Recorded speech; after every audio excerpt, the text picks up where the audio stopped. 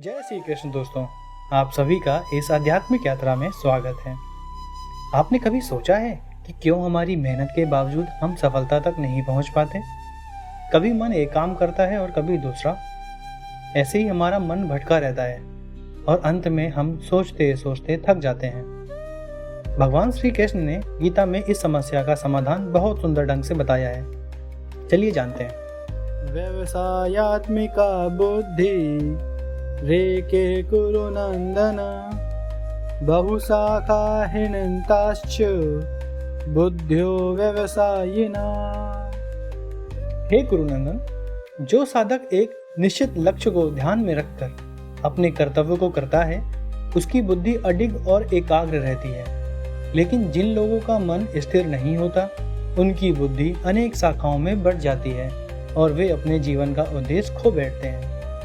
श्री कृष्ण अर्जुन के माध्यम से संसार के समस्त प्राणियों से कह रहे हैं, हे अर्जुन, मनुष्य जीवन की सबसे बड़ी शक्ति है उसकी स्थिर बुद्धि। जब तुम्हारा लक्ष्य स्पष्ट होता है तो तुम्हारी सारी एनर्जी उसी डायरेक्शन में फ्लो होती है। जब मन इधर उधर भटकता है तो शक्ति बिखर जाती है। यह वैसा ही है जैसा कि सूर्य की किरणें जब फैली रहती हैं तो गर्माहट देती हैं, परंतु जब उन्हें लेंस से एक बिंदु पर केंद्रित कर दिया जाए तो अग्नि उत्पन्न कर देती हैं।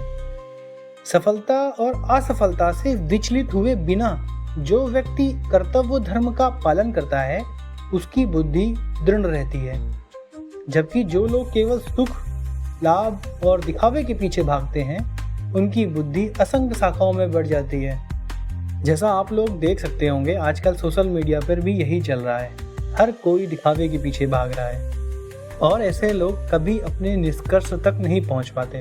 चलिए अर्जुन के ही बचपन की कहानी के माध्यम से हम समझते हैं। गुरु द्रोणाचार्य ने एक परीक्षा रखी। सामने एक पेड़ पर लकड़ी का एक पक्षी रखा और शिष्यों से पूछा, तुम्हें क्या दिखाई देता है? किसी ने कहा पेड़, किसी ने कहा डालियां, किसी ने कहा पक्षी। जब अर्जुन से पूछा गया तो उसने उत्तर दिया, गुरुदेव, मुझे केवल पक्षी की आंख दिखाई देती है। गुरुदेव ने प्रसन्न होकर कहा, यही एकाग्रता है, यही स्थिर बुद्धि है। फिर अर्जुन ने लक्ष्य को भेद दिया। इस श्लोक से यह सीखने को मिलता है कि अगर जीवन में सफलता चाहिए तो अपनी बुद्धि को एक ही लक्ष्य पर केंद्रित करना होगा, बिल्कुल फोकस। जब सोच में इधर उधर के विचार होंगे तो मंजिल कभी नहीं मिलेगी। लेकिन जब ध्यान स्थिर होगा, जब एक ही डायरेक्शन में सारी एनर्जी आप लगा दोगे, तो हर असंभव कार्य भी संभव हो जाएगा। अगर आपको इस श्लोक का मर्म समझ आया हो तो इसे दूसरों तक जरूर पहुंचाएं। जल्दी मिलते हैं नए श्लोक के साथ। तब तक के लिए जय श्री कृष्ण।